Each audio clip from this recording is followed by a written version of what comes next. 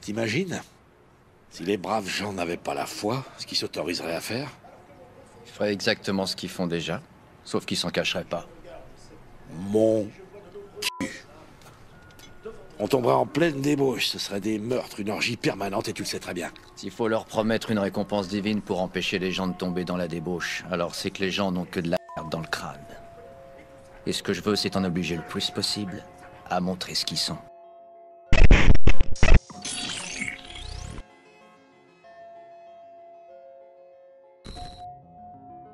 Ce passage est pour moi très intéressant et quelque part, ça soulage d'entendre quelqu'un dire tout haut ce qu'on n'ose pas forcément formuler.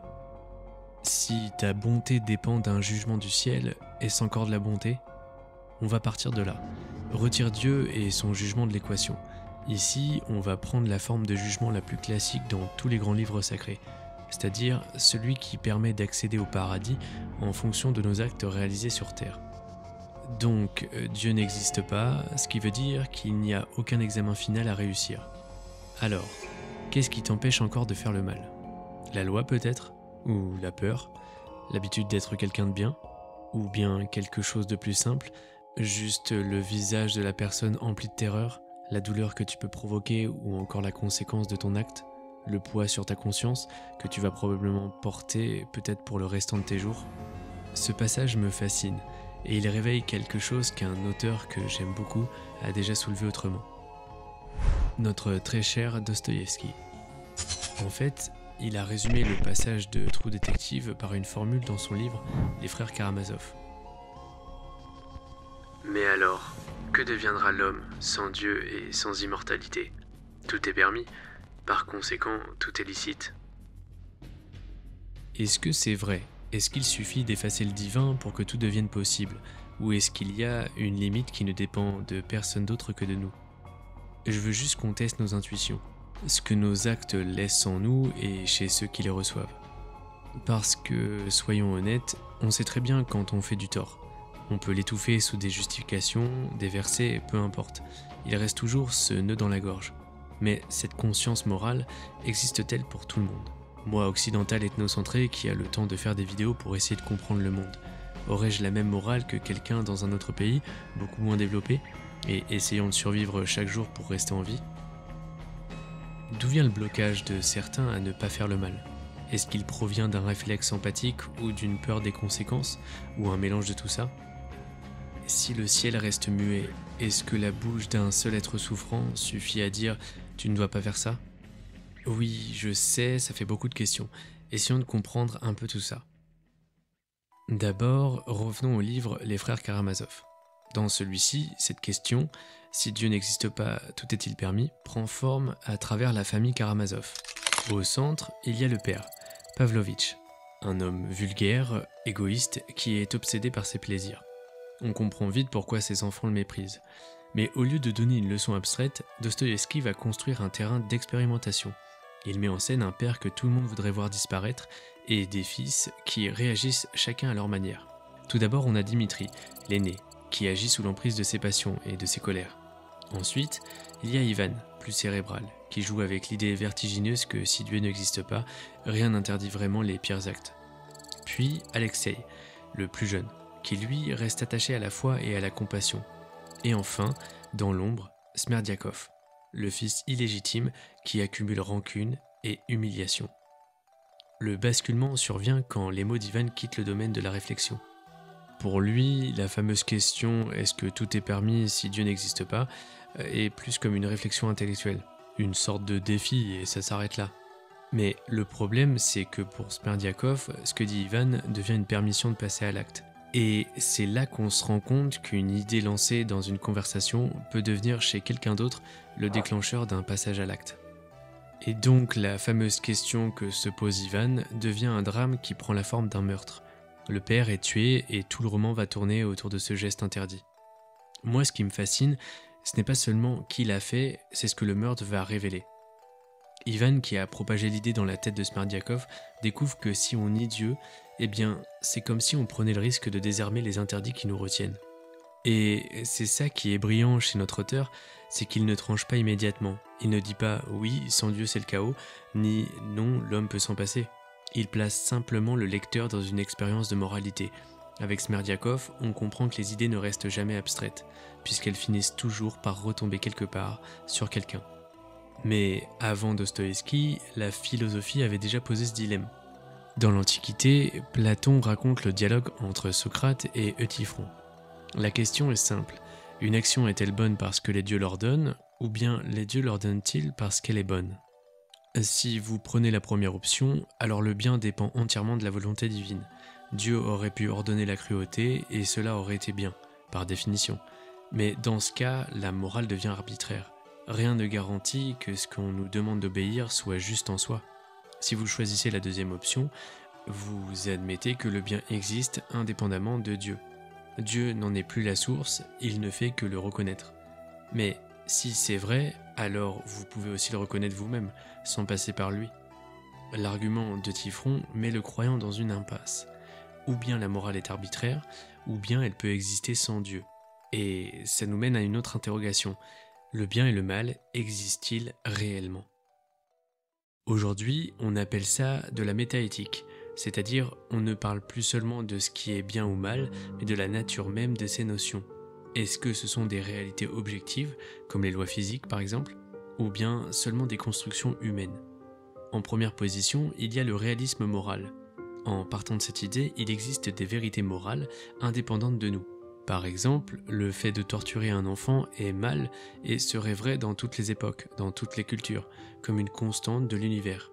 Certains philosophes pensent que ces vérités existent même sans Dieu, comme des propriétés fondamentales du monde. Mais la critique arrive. Comment être sûr que ces vérités existent vraiment et surtout, comment les reconnaître ? La deuxième position est le constructivisme. Ici, les normes morales n'existent pas dans le ciel, mais elles émergent des interactions humaines. Quand des agents vulnérables doivent coexister, ils finissent par développer des règles stables, c'est-à-dire de ne pas tuer, de ne pas voler ou encore respecter les engagements. Ces normes ne sont pas gravées dans la nature, mais elles fonctionnent comme si elles l'étaient, parce qu'elles sont nécessaires pour que la vie en commun marche. Pour finir, troisième position, l'antiréalisme, ou si vous préférez, l'error théorie de John Mackey. Pour lui, quand on dit qu'une action est bonne ou mauvaise, eh bien on se trompe. Ce sont seulement des projections de nos émotions par des faits objectifs. Dire le meurtre est mal reviendrait en réalité à dire je déteste le meurtre. C'est séduisant parce que ça explique la diversité des morales dans l'histoire. D'ailleurs, ça me rappelle une citation d'un auteur que j'avais déjà traité dans une autre vidéo, Mark Twain. Le fait que l'homme distingue le bien du mal prouve sa supériorité intellectuelle par rapport à toute autre créature, mais le fait qu'il puisse mal agir prouve l'infériorité de son esprit. Beaucoup d'entre vous avaient commenté « le bien et le mal ne sont qu'une question de perspective » ou encore « ces concepts sont purement humains, donc relatifs à nos cultures ». Et c'est exactement ce que défend un antiréaliste comme Mackey. Certains m'avaient aussi dit « qu'est-ce qu'une bonne ou une mauvaise personne ?» Tout dépend du point de vue. Là encore, ça rejoint l'idée que la morale n'est qu'une projection, pas une vérité universelle. Et puis, il y avait ce commentaire. Regardez les dauphins, les orques ou même les chats, ils torturent leur proie. Dans ce cas, la nuance importante à faire, c'est que les animaux n'agissent pas avec le même degré de conscience que nous.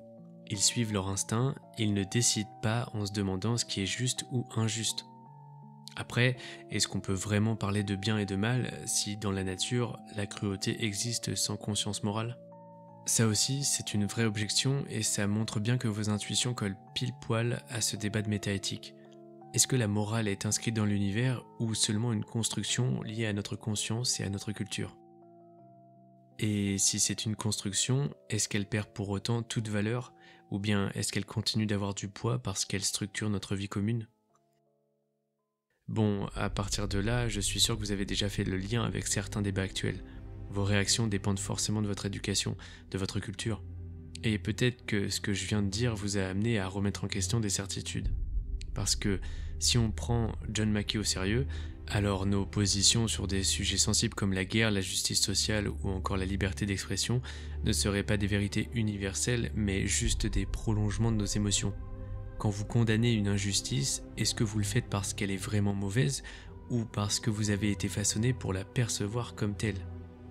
Si c'est justement une émotion, alors que répondez-vous à quelqu'un qui ne ressent pas la même chose ? Tout ça est directement lié à vos intuitions, à la manière dont vous regardez l'actualité et même aux discussions que vous avez chaque jour. Si vous regardez bien, chacune des 3 positions que j'ai évoquées précédemment a une faiblesse. Le réalisme moral a du mal à expliquer où ces vérités existeraient et comment les connaître. Le constructivisme repose sur l'accord entre les hommes, mais que faire si cet accord se rompt ? Et l'antiréalisme risque de vider la morale de toute sa force en la réduisant à un goût personnel. Alors, qu'est-ce qu'il reste ? Même si l'on écarte l'idée d'un absolu inscrit dans une divinité, il existe quand même des points d'ancrage que vous ne pouvez pas ignorer. La souffrance, par exemple, peu importe la culture, subir une douleur atroce est une expérience négative. La réciprocité aussi. Si vous refusez qu'on vous trahisse, vous savez déjà pourquoi vous ne devriez pas trahir. Et enfin la dignité, ce sentiment partagé que certaines humiliations détruisent quelque chose de fondamental chez l'autre. Tous ces invariants n'ont pas besoin d'être divins pour exister. Ils se comportent comme des contraintes pratiques, toujours là pour rappeler des limites. Ce n'est pas une réponse définitive, mais c'est un point de départ. Même sans Dieu, on n'est pas complètement perdu. C'est aussi le moment parfait pour s'arrêter un moment sur Nietzsche, parce qu'il change complètement la manière de poser la question du bien et du mal. Nietzsche pense que le bien et le mal ne sont pas des réalités qu'on découvre, mais des inventions humaines. Ce ne sont pas des vérités inscrites dans la nature, mais des créations qui servent des intérêts précis. Derrière chaque valeur, il y a une histoire ou un rapport de force. C'est ce qu'il appelle la généalogie de la morale. Au lieu de demander qu'est-ce qui est bien, Nietzsche demande plutôt qui a eu intérêt à appeler ça bien, et à quel moment de l'histoire. Cette inversion du regard est essentielle, parce qu'elle retire à la morale son apparence d'évidence. Il distingue alors 2 grands types de morale. La morale des maîtres, d'abord, elle vient de ceux qui ont la force, qui se sentent pleins de vie. Pour eux, le bien correspond à ceux qui expriment leur puissance, la noblesse, l'affirmation de soi. Le mal, c'est ce qui est faible ou encore méprisable. Et puis, il y a la morale des esclaves, celle des opprimés, de ceux qui n'ont pas la force, mais qui inventent une arme, le ressentiment. Dans ce système, ce qui était appelé bien par les maîtres devient mal. A l'inverse, ce qui était signe de faiblesse devient une valeur. C'est cette inversion que Nietzsche voit à l'œuvre dans le christianisme. Le résultat, c'est que ce que nous appelons bien ou mal n'est jamais neutre. C'est déjà une interprétation. Ça ne veut pas dire que tout se vaut ou qu'il n'y a aucune règle. Ça veut dire que si vous prenez la morale pour un absolu, vous oubliez sa généalogie. Nietzsche vous force à voir la morale comme un champ de bataille et non comme une loi gravée dans le marbre. Mais alors, si la morale est inversée, si elle change avec les époques et les rapports de force, pourquoi est-ce que, spontanément, vous ressentez que certaines choses sont justes ou injustes ? Retournons au XVIIIe siècle avec monsieur David Hume. Celui-ci avançait déjà une idée. La raison ne suffit pas pour nous pousser à agir. Elle peut calculer, mais elle ne donne pas de motivation en elle-même. Ce qui nous fait bouger, ce sont nos passions et nos désirs. Quand vous voyez quelqu'un souffrir, ce n'est pas un raisonnement abstrait qui vous arrête, c'est une réaction interne. Et Hume disait « La raison est l'esclave des passions ». Prenez les travaux de Jonathan Haidt. Il montre que la plupart de nos jugements moraux ne viennent pas d'un raisonnement froid, mais d'intuition rapide, presque automatique. La raison, la plupart du temps, arrive après coup, comme une avocate qui justifie ce que nous ressentons déjà. Ça colle bien avec ce qu'on vit au quotidien. On réagit d'abord, on argumente ensuite. La biologie évolutive dit quelque chose de similaire. Robert Trivers a proposé l'idée d'un altruisme réciproque. Aider quelqu'un aujourd'hui augmente vos chances d'être aidé demain. Dans un groupe, ça devient une règle qui marche. Un deuxième Robert l'a testé plus tard avec la théorie des jeux. Sa simulation montrait que la stratégie la plus efficace sur le long terme était de coopérer d'abord, puis imiter le comportement de l'autre. Ces modèles différents convergent vers la même idée. La coopération finit par s'imposer comme norme stable. Et puis, il y a ce que montrent les sciences cognitives. Daniel Kahneman explique que notre cerveau fonctionne avec 2 systèmes. Le premier est rapide, intuitif et émotionnel, c'est celui qui réagit immédiatement face à une injustice, et le second est lent, analytique. C'est celui qui peut ensuite comparer, justifier et rationaliser. La morale est le produit de ce double processus. Tout ça montre que votre guide moral n'a pas besoin de venir du ciel. Il s'est construit à travers l'évolution et le fonctionnement de votre cerveau. Il n'est pas infaillible, mais suffit à orienter vos choix dans la vie commune. Mais est-ce qu'il existe des outils philosophiques qui permettent d'inventer un cadre fiable pour vivre ensemble, sans se référer au divin? Eh bien ça tombe bien, j'ai un petit jeu pour vous, une expérience de pensée. Imaginez que vous deviez définir les règles de votre société future, sans savoir à quelle place vous allez naître. Vous pourriez être riche ou pauvre, malade ou en bonne santé, majoritaire ou minoritaire, vous ne pouvez pas tricher. Vous êtes obligé de choisir des principes qui seraient justes, peu importe votre position future. Alors, vous feriez quoi? Ce dispositif repose sur l'équité. Vous ne créeriez pas une règle qui avantage seulement les plus puissants, si vous aviez une chance d'être du côté des plus faibles. Je ne tire pas cette expérience de nulle part, et celle-ci a un nom, le voile d'ignorance, et a été créée par John Rawls, dans le livre Théorie de la justice. C'est donc une manière de construire une morale qui tient sans faire appel au sacré, mais uniquement à la raison et à l'imagination. Il y a également un autre philosophe, Thomas Scanlon, qui pousse une idée similaire. Une action est immorale si elle ne peut pas être justifiée à ceux qui en subissent les conséquences.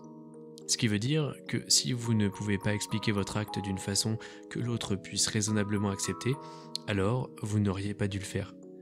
Là encore, pas besoin de Dieu. Ce qui compte, c'est la capacité de donner des raisons aux autres, de tenir compte de leur point de vue. Toutes ces approches restent assez abstraites. D'autres traditions mettent plutôt l'accent sur la vulnérabilité. L'éthique du Caire, par exemple, qui dit que la morale ne se réduit pas à des principes universels. Elle se joue aussi dans l'attention concrète aux besoins des personnes fragiles, dans le soin porté aux relations quotidiennes.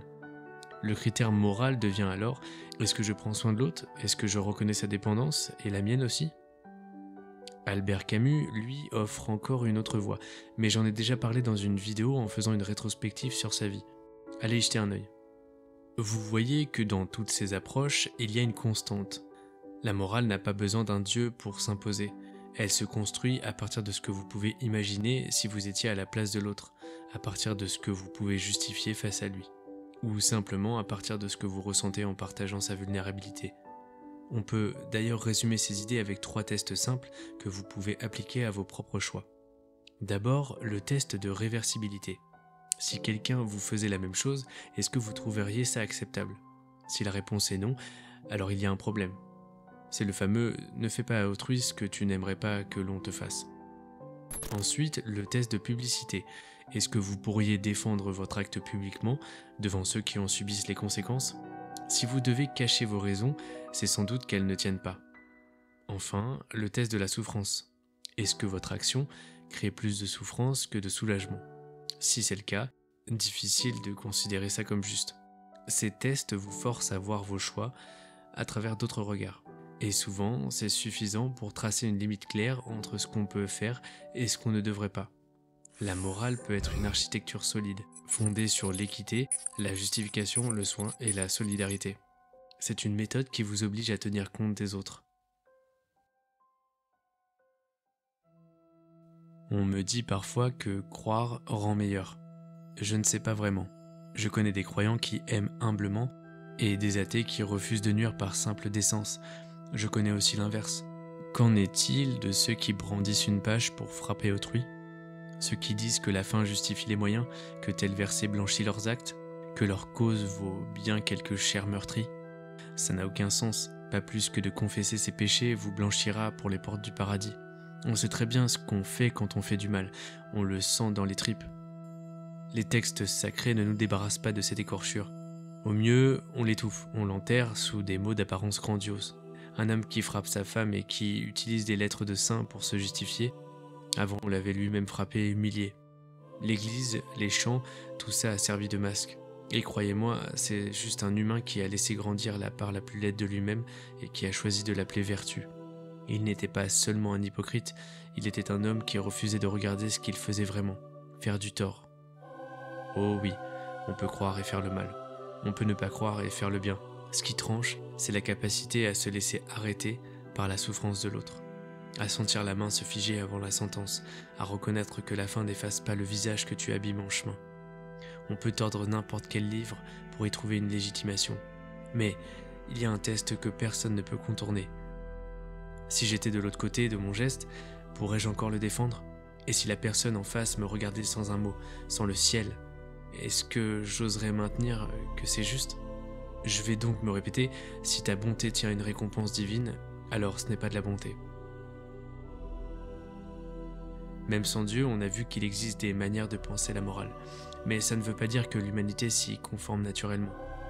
L'histoire nous montre le contraire. Hannah Arendt, en suivant le procès d'Adolf Eichmann en 61, a forgé l'expression « la banalité du mal ». Ce qu'elle a vu, ce n'était pas un monstre sanguinaire, mais un simple fonctionnaire médiocre qui expliquait avoir simplement obéi aux ordres. Ce constat est glaçant. Le mal ne vient pas toujours d'individus diaboliques, mais d'une absence de pensée critique, d'un refus de se demander « et si c'était moi de l'autre côté ?» Ça devrait d'ailleurs vous faire penser aux expériences de Stanley Milgram, dans les années 60 aussi. Pour ceux qui ne connaissent pas, brièvement, ce sont des participants qui croyaient administrer des décharges électriques à une autre personne sous la pression d'une autorité. Je crois qu'il y a à peu près 2/3 qui sont allés jusqu'à infliger des chocs dangereux simplement parce qu'un scientifique leur disait de continuer. Bien sûr, les victimes étaient des comédiens. L'obéissance, surtout quand elle est cadrée par une autorité légitime, peut suffire à désactiver votre conscience morale. Je vais finir avec René Girard qui parlait du mécanisme du bouc émissaire. Quand une société est traversée par la violence et les rivalités, elle cherche une victime à sacrifier. Quelqu'un à qui on attribue toutes les fautes, qu'on expulse ou qu'on tue pour retrouver l'unité. Là encore, il n'y a pas besoin d'un Dieu qui autorise ou interdit. Ce sont des dynamiques sociales qui produisent le mal en le rationalisant. Tout ça montre que même avec des cadres rationnels ou des valeurs de solidarité, l'homme peut toujours glisser vers l'obéissance aveugle et la délégation de responsabilité, ou encore la recherche d'un coupable facile. Le danger, ce n'est pas seulement l'absence de Dieu, c'est aussi notre tendance à éteindre notre propre jugement dès qu'une autorité ou une foule nous rassure. Et ça, pour moi, c'est peut-être le plus terrifiant, se conformer à la foule, simplement à cause de biais ou de la psychologie qui résulte uniquement de connexions dans le cerveau liées au fait de vouloir appartenir à un groupe et ne pas devenir quelqu'un de déviant. Le gros paradoxe, c'est qu'on le devient moralement en exécutant le geste, sacralisé par la foule, mais pas forcément en accord avec la morale. Là, je vais prendre un exemple tout bête mais pertinent. Regardez Batman. Il refuse de tuer ses ennemis, même quand ce serait plus simple. Mais pourquoi? Parce qu'il sait qu'en franchissant cette limite, il deviendrait ce qu'il combat. Rappelez-vous ce que disait Nietzsche. Quand on lutte contre des monstres, il faut prendre garde à ne pas devenir monstre soi-même. Si tu regardes longtemps dans l'abîme regarde aussi en toi. La morale de Batman n'a rien à voir avec le divin, elle repose uniquement sur un choix qu'il s'impose lui-même. Mais est-ce que c'est possible de tenir ça sur le long terme sans qu'un jour ça dérape? Combien de victimes supplémentaires coûte son refus de franchir cette ligne? Ça paraît absurde. Le héros devient égoïste par simple acquis de conscience. Serait-il capable de tuer son ennemi pour sauver plus de vies? D'ailleurs, c'est un dilemme parfait qui a fait l'objet d'une vidéo que j'ai réalisée, je vous invite à aller la voir. Dans Watchmen aussi, avec Ozymandias, qui incarne le dilemme inverse. Pour sauver l'humanité d'une guerre nucléaire, il accepte de tuer des millions d'innocents. À ses yeux, la fin justifie les moyens. Là, on touche directement à la question du calcul moral. Est-ce qu'un massacre peut devenir bien si le résultat sauve plus de vies? Ou bien y a-t-il une limite infranchissable, peu importe le bilan? En fait, je me rends compte qu'il y a tellement d'exemples dans la fiction sur ce genre de dilemme. On se rend compte que chacun de nous peut se poser la question à des échelles différentes, bien sûr. Je dirais que le langage du mal, si on peut l'appeler comme ça, joue aussi un rôle. Les euphémismes servent à rendre l'inacceptable supportable. On ne dit pas tuer des civils, on dit dommages collatéraux. On ne dit pas torturer, on dit technique d'interrogatoire renforcée. Derrière les mots, c'est toujours la même réalité. Mais plus vous adoucissez le vocabulaire, plus ça devient facile de franchir des limites. Les dilemmes moraux se rejouent dans nos récits modernes, sous différents masques. Et ce que ces histoires rappellent, c'est que la morale sans Dieu n'est pas forcément plus simple. Elle exige que vous portiez seul le poids des conséquences, sans pouvoir le déléguer à une autorité divine. Rust disait qu'il fallait retirer la promesse divine pour forcer les gens à montrer ce qu'ils sont vraiment. Lui voyait surtout ce qui risquait de sortir de plus sombre. Mais après tout ce qu'on a vu, on peut voir autre chose. Ce n'est pas la peur du divin qui définit quelqu'un, c'est ce qu'il fait quand il n'y a plus de divin. La vraie mesure d'un être humain, c'est sa capacité à porter seul le poids de ses actes, sans juge ou sans paradis au bout du chemin. Et c'est peut-être là qu'on voit ce qu'on est vraiment. Dostoïevski, Nietzsche et tous les autres nous disent au fond la même chose. La vraie question n'est pas de savoir si Dieu nous surveille, mais si nous sommes capables d'assumer ce que nous faisons sans ce regard. Si vous avez besoin d'un paradis ou d'un enfer pour ne pas basculer, c'est peut-être que vous refusez d'écouter ce que la conscience dit déjà. Parce qu'au fond, vous savez quand vous faites du tort. Et ce poids-là, aucun Dieu n'a besoin de l'imposer. Ivan croyait que sa phrase n'était qu'une hypothèse. Smerdiakov a montré que les mots peuvent tuer. Même sans Dieu, tout n'est pas permis. Tout ce que vous dites, tout ce que vous faites, retombe quelque part. Vous pouvez nier le ciel, mais vous n'échapperez jamais au retour de vos actes dans votre propre conscience. Le meurtre, même justifié, même maquillé par des mots, colle à la peau. La violence, même autorisée, laisse une trace. Vous pouvez essayer de l'oublier, elle finira toujours par revenir.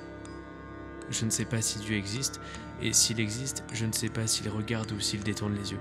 Mais je sais une chose, la douleur d'autrui se voit très bien, et elle suffit pour dire stop. On a cru qu'il fallait un ciel pour retenir nos mains. En réalité, la main tremble déjà quand elle s'approche du mal. Ce n'est pas la foudre qui tombe du ciel, c'est l'écorchure qui s'épaissit dans notre cœur. Le monde peut être sans horloger, mais il n'est pas sans visage. Et c'est peut-être ça, la chose la plus sacrée, la douleur de l'autre qui me traverse et ce guide invisible qui m'empêche, même seul, de devenir bourreau. On n'obéit pas parce qu'un Dieu regarde, on répond parce qu'un être humain souffre.